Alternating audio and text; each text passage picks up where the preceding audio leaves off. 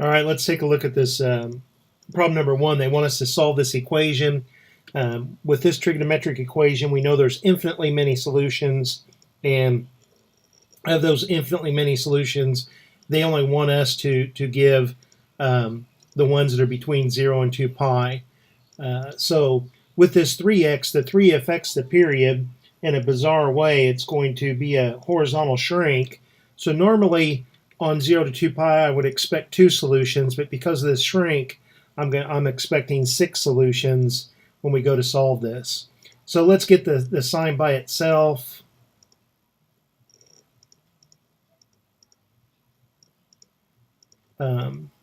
We know that on the unit circle that we use the y-coordinate for the sign when the angle with a y-coordinate of 1 is up at pi over 2.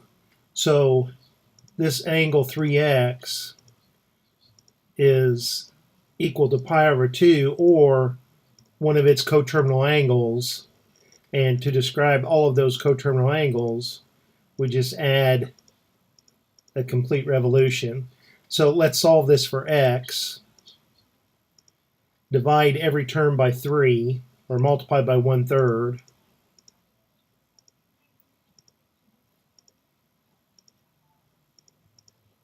Let's go ahead and write this 2 pi over 3 with a common denominator of 6.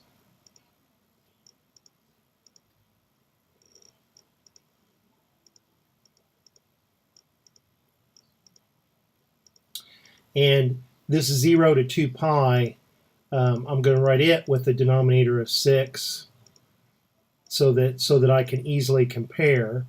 So I'm going to rewrite 2 pi as 12 pi over 6. I forgot my n. So now let's come over and plug in various values for n and find the values of x that are between 0 and 12 pi over 6. So I'm going to make a table.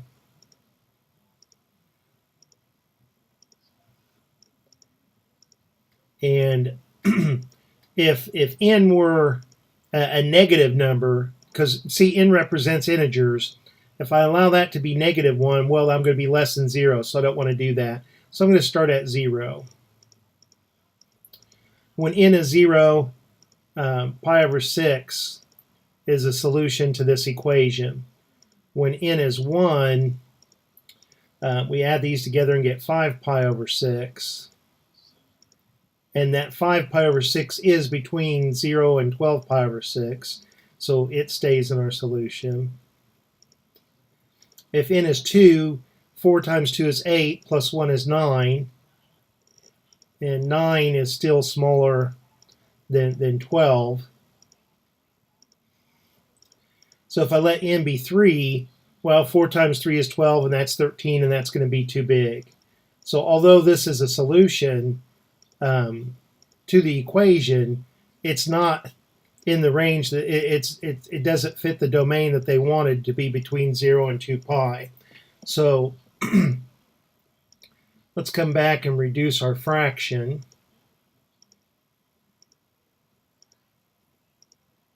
So our solution set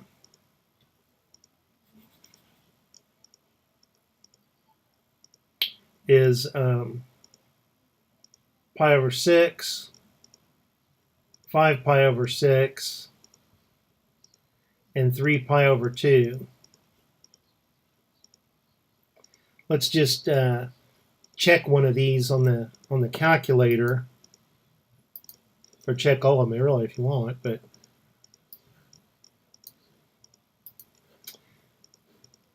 let's check to see if we're in radians. We are. If I take the sine of 3 times any one of my answers, I don't know, let's go 3 pi over 2.